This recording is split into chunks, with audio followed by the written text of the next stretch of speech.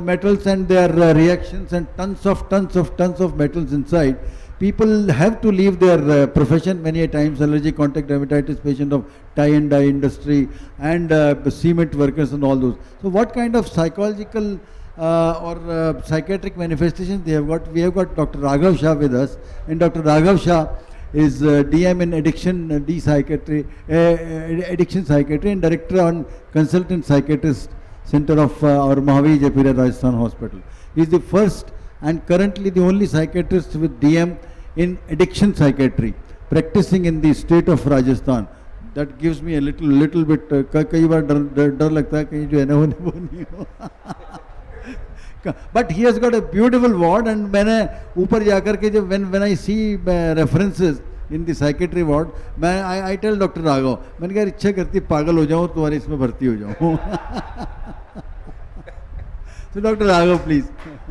Thank you. Thank you so much, sir, for giving this opportunity to talk in this forum.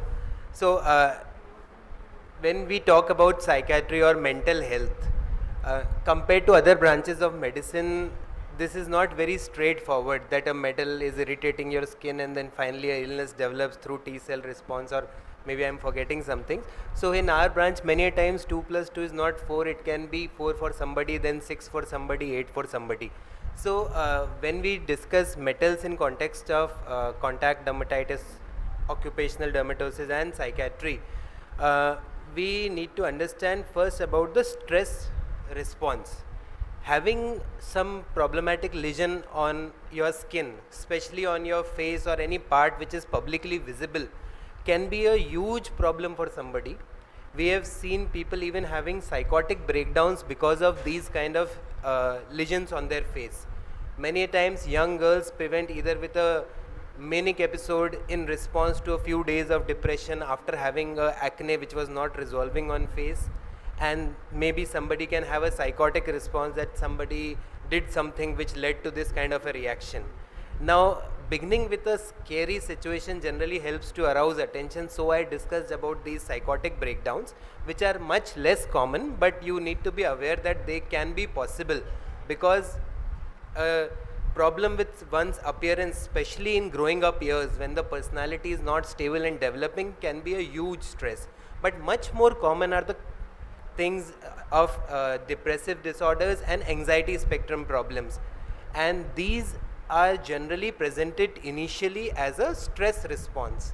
So stress response is something which mostly improves with the precipitating factor going away. So if the skin condition improves, generally the stress goes away and the psychiatric symptoms which present along with that to you as a dermatologist will go away by themselves.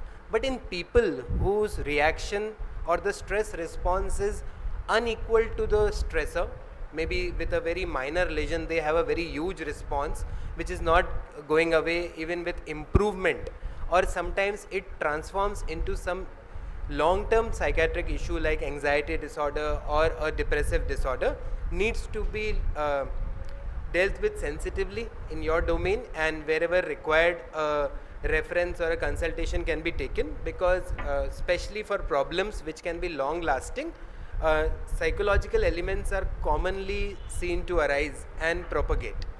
So what I wanted to emphasize through this was that rather than any very intricate neurological mechanism by which nickel or lead or cadmium can cause a psychiatric or a neuropsychiatric manifestation as well as a dermatological manifestation, much more common is the stress pathway which leads to psychiatric issues.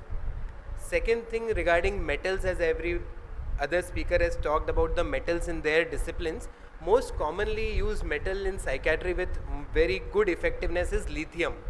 So lithium has been in use in psychiatry for very long, and the problem with lithium is it doesn't pay. Lithium is a salt like sodium chloride, very cheap to produce. No pharma company is interested in promoting lithium, but lithium all along has been a very good and a stable psychiatric treatment which came into picture as a serendipitous discovery that somebody improved with some waters which had more lithium content in them. So lithium till now is a very good treatment for bipolar disorders, depression with suicidal intents, many other conditions which have significant mood swings. And as far as in our practice, lithium as a cause for skin problems is rare. I think it cannot be attributed directly to any skin lesions or other things, so it's quite safe. And lithium, as we are discussing it, so just in one line, the major issue has been lithium monitoring, because of which most doctors as well as psychiatrists have been a little wary of using lithium, because as the guidelines mention, especially in Western countries, regular monitoring weekly initially, then monthly, then 3 monthly, which is very cumbersome for a patient to do. But clinical monitoring is very much possible, and especially in scenarios like India, where a very significant medico-legal part to it is not there, and patients and doctors are generally having good personal rapports other than their professional thing. So lithium is a very good option. So that is about the metals. And regarding any other technological thing, so I don't see psychiatry on that interface as other branches, and the only thing where we directly come in contact with the metal is electroconvulsive therapy, ECTs, and to some extent where we use biofeedbacks, but these are very less times of contact, and generally the coppers which are used in electroconvulsive therapy, we have seen rarely causing any skin reaction, because we generally use electric conductive jelly along with them, and they are very seconds of contacts. So that is about psychiatry and metals. And if anything to discuss, or sir has any comments to it, I'll be happy to address. Thank you very much, Dr. Aga. It was indeed a very excellent information given by you, and I thank all my panelists and all the chairpersons for that.